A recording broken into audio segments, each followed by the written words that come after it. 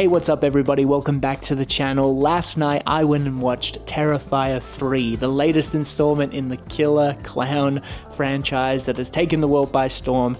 I got to see it at an advance preview before it officially hits Australian cinemas. The cinema I went to was giving away these Art the Clown masks, which is very, very cool. It was awesome to sit in a crowded cinema with a bunch of other horror fans who are all holding these masks up. It was a great time. The energy was great, and I got to see one of the probably most anticipated horror slasher films of the year. And so now I'm going to give you my opinion on the film, but don't worry, this is a spoiler-free video. So if you were hoping to watch the movie and you're thinking maybe you shouldn't watch this video because you don't want it to be spoiled, don't worry, I've got your back. I'm not going to spoil it for you. So I'm going to keep this video pretty short and sweet. I'm going to talk about the things I liked about the movie and the stuff I didn't really like about the film. So let's start off with the things I did like about the movie. Of course, if you've seen any of the Terrifier films, you know what to expect, and this film does not disappoint. It is full of special effects, gore, and just the artistry of the actual practical effect work here is just amazing. There is so much creative kills that happen in this film. It is just a pure carnage fest. The kills are even more creative than the previous installments, and how was that even possible? But there's a lot more tools that Art the Clown is using in this one, and you know, it's pretty full on. Also, technically, this film is a Christmas movie, so you can pull it out on Christmas time, and I really like that they decided to frame it this way. The last film was all set around Halloween, so now we get a Art the Clown at Christmas time. And I just want to emphasize quickly that this film really is extremely violent. There are moments in this film when I was watching it that I thought, oh, are they really going to go there? And they do go there. It's a surprise to me that this film wasn't banned in Australia, knowing the reputation that the Australian censorship government has here over here.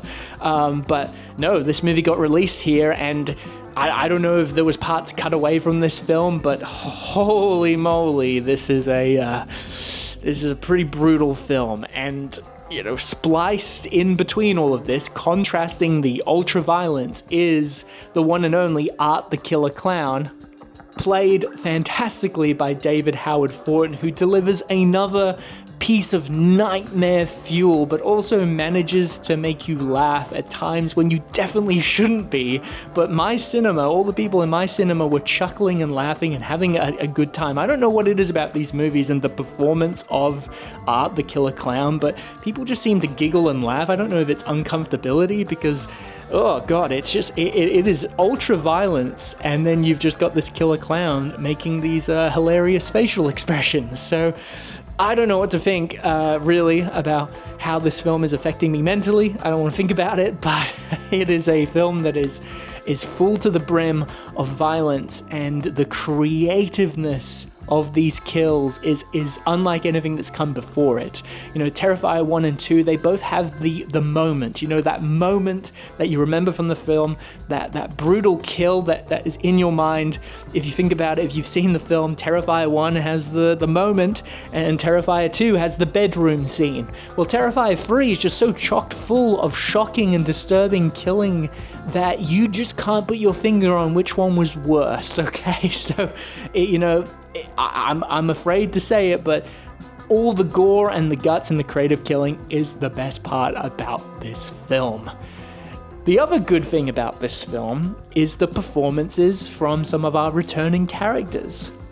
Yes, Art the Killer Clown is back, but two of our previous main characters are back, Sienna and her brother, and it just feels different this time. The performances feel more flushed out. I don't know if there was different direction here. I also want to recognize the amazing performance by Lauren Levera as Sienna Shaw. She was great in Terrifier 2, but now she gets to come back and embody this character that's struggling with so much trauma and PTSD. And she delivers an on-screen performance that is both harrowing and heartbreaking, but then also this powerful final girl that we're all rooting for. I'm really excited to see what Lauren Levera does next with the character of Sienna Shaw and what they have in store for her. And I just want to see her starring in more horror films in the future. I think she's fantastic, and I'm so happy we have her as our new modern final girl. Now let's talk about all the things I didn't quite like about Terrifier 3. I feel like I have the same gripes with this movie that I had with the previous 2 installments, and it's the fact that outside of all the killing and the torture and the gore and the macabre, the plot and the cinematography and the dialogue and the character development is just bland and, dare I say it, a little bit boring. Everything just feels a little bit uninspired, and the way I would describe it is it feels like a Lifetime movie, like you're watching a daytime drama.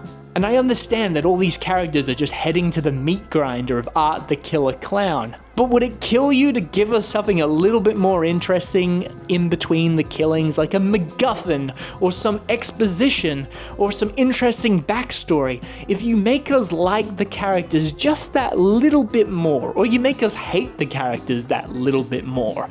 It means that the gore and the violence means a lot more. And yes, the murder sequences are creative, but I just hope in the next Terrifier films, we look at making some of these plots and some of these characters a little bit more interesting, and even just throwing in some jump scares or some inspired cinematography, just a little bit something to push it over the edge. But with all that said and done, Terrifier 3 is another solid installment in this killer clown franchise that we all know and love. Art the Killer Clown himself has slowly become a modern horror icon. And I'm really excited to see what they do next. Of course, you know, if you can get over the fact that you're essentially watching a bad daytime drama with a killer clown thrown in there, then I think you're going to have a lot of fun. And hey, that might actually be the charm of these movies. Thanks so much for watching. Let me know what you thought about Terrifier 3 in the comments down below. If you could do me a great big favor and hit that subscribe button, that would be very much appreciated.